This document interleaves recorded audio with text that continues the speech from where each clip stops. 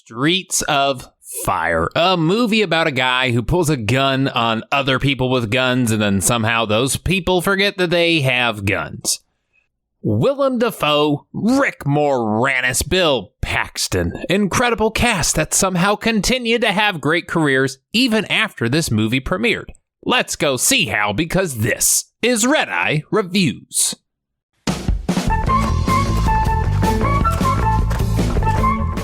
We start with more cuts than a Steven Seagal fight sequence.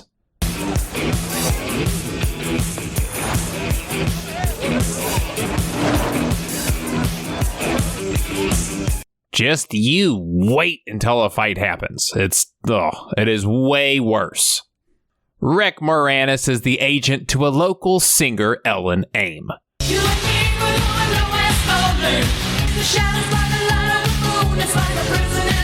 And I see Adam Sandler's wedding singer is crushing them background vocals. But some bikers roll into town. They calmly walk into the audience, which I think we can all agree is bullshit. Come on, you would have 3 beers spilled on you while some frat boy pushed his sweaty, exposed stomach against you, pretending like he doesn't see you there. We see a baby Willem Dafoe. Aww. He's looking like a young Christopher Walken. And, coincidentally, they both look like vampires. I don't know how they do it. We tackle our leading lady. Bill Paxton runs up there. He does his best to help, but it's Bill. You love the guy, but he gets beat up in a lot of movies. So they take the girl. Our hero, Tom Cody. He's got 2 first names. Whatever the hell his name is, let's get him over here. That's right. Tom Cody. He hears about the singer being kidnapped, and he used to date her. So he heads into town. Hanging out at his sister's diner, these guys who just got back from auditioning in the new Grease the Musical, they step inside. Roadmasters are hungry, and when they're hungry, they eat. Waiting for you to snap your fingers in sequence. They're doing greasy things, and they're getting the taste slapped out of their mouth. He proceeds to steal their car, and spoiler alert, they never ask for it back. No, he drives this thing the entire movie, and they're just fine with it.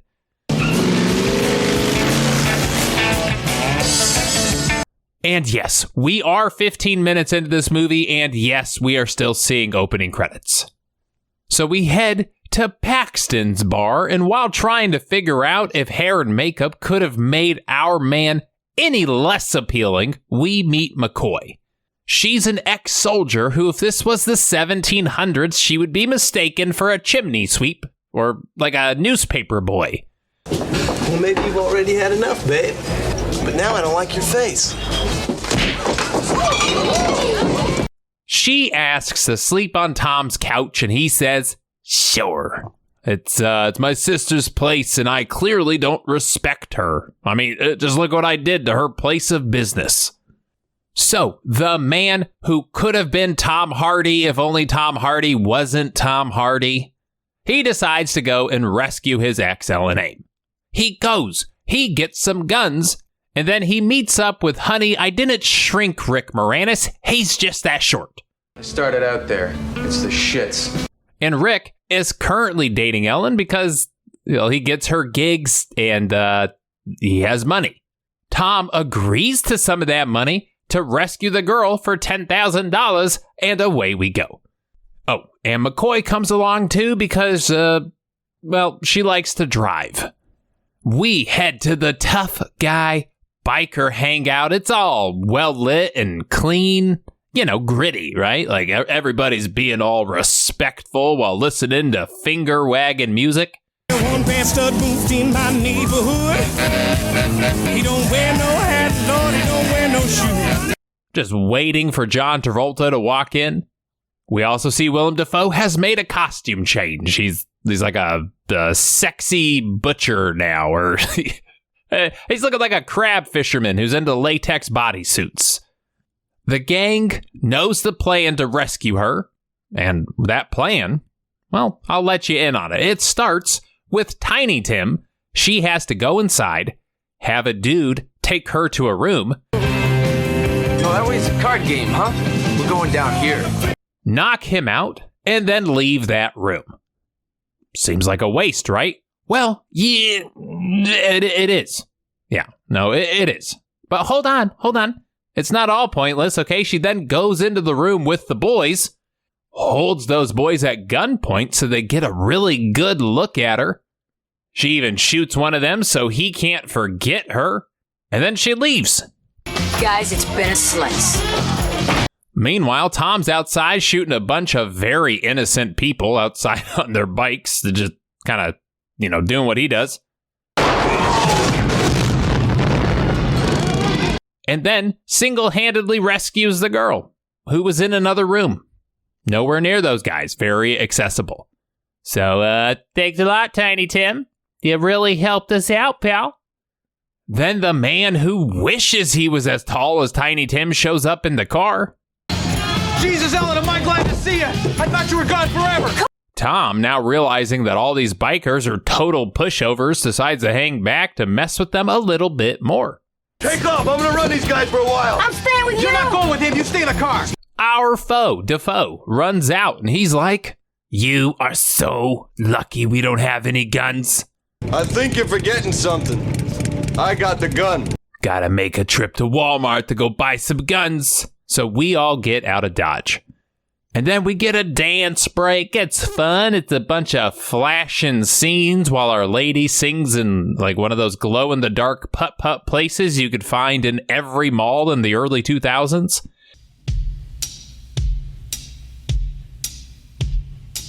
While walking through, we meet a groupie. And seeing his chance to no longer be the smallest person in the cast, Rick is like, "Hey, why don't you tag along, join the gang?"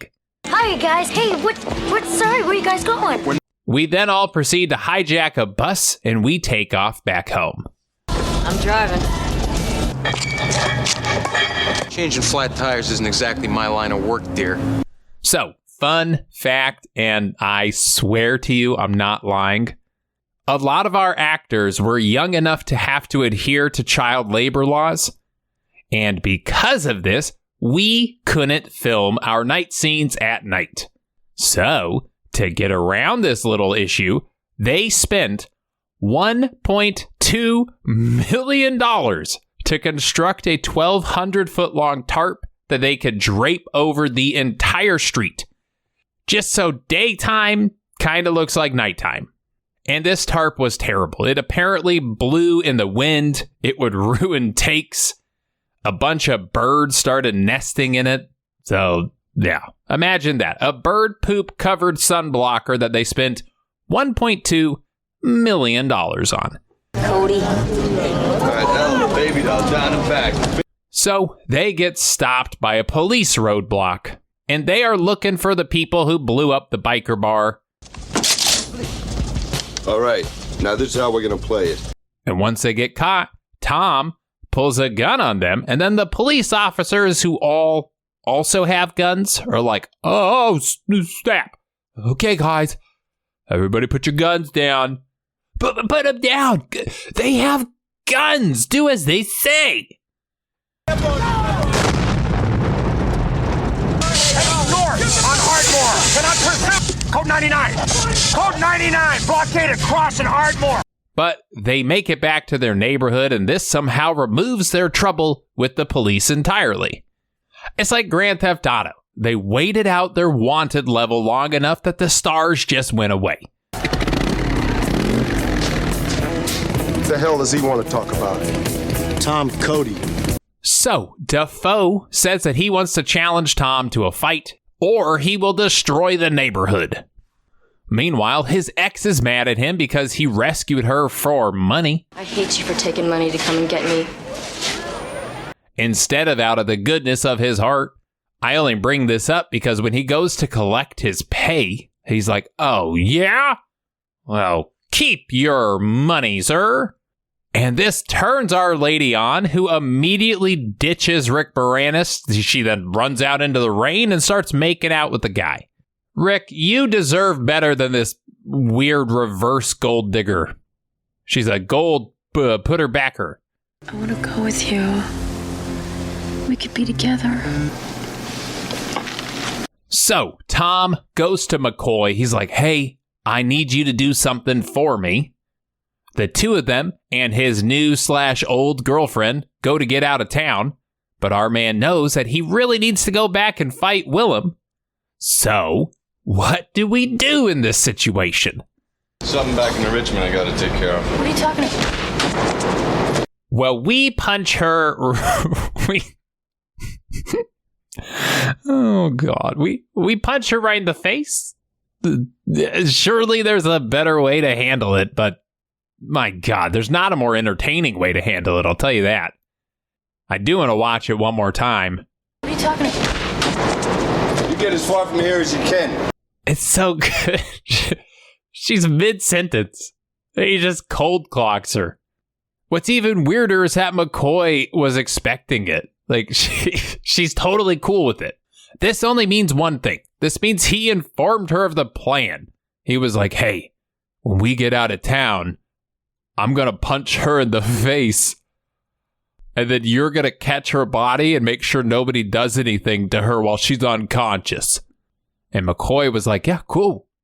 Totally. Yeah. How else are you going to do it? That makes total sense.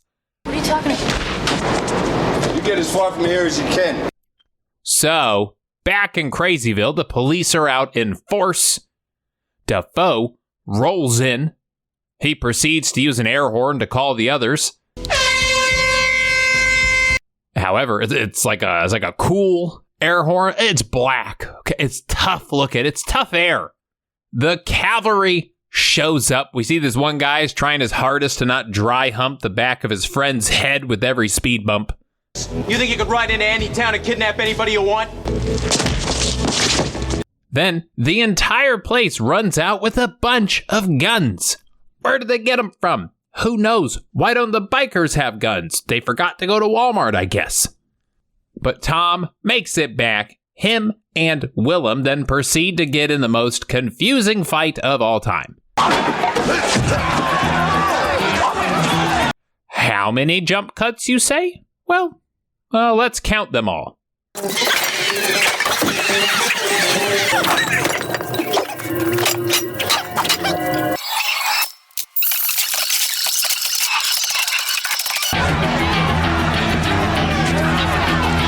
That is a pretty high number. That's it's probably higher than some of these actors got paid to do this movie. He calmly pushes our human cobra, and it is over. Once again, the bikers don't have weapons. They spend all their money on avocados. Damn millennials out there ruining our economy. So they all putt-putt away. We end with him telling Rick Moranis that he can keep the girl. She probably doesn't like him too much after cold clocking her on the subway. There's one thing we both know, Fish. She needs you a lot more than she needs me. He then goes to tell her the same thing, and she's just fine. You telling me her face isn't swollen up like somebody with a shellfish allergy at a Red Lobster? This is the dumbest part of the movie. This is it. I mean, I guess we can't see our hero as somebody who would attack a defenseless person for no reason. So she could take a punch. So he leaves. She sings for a long time.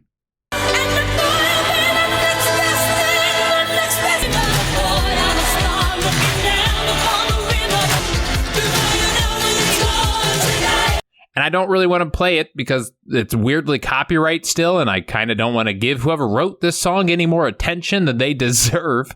Him and McCoy then drive off in that stolen car. They're off to go break more laws and just get away with it. But that is it. So let's slap attack on over to Redeye Reacts.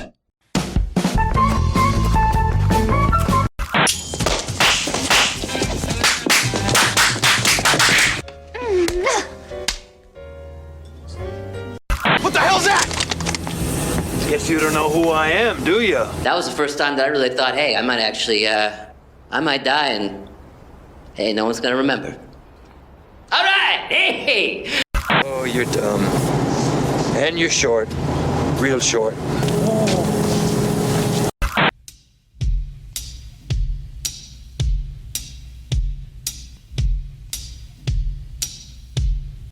Well, if it isn't my old pal Tom Cody. How's it going?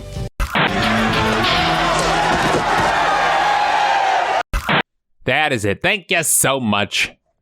As always, thank you to the patrons. One of you picked today's movie, and I'm sorry it took a while, but I am glad we got to it because it is so weird and good, but not good.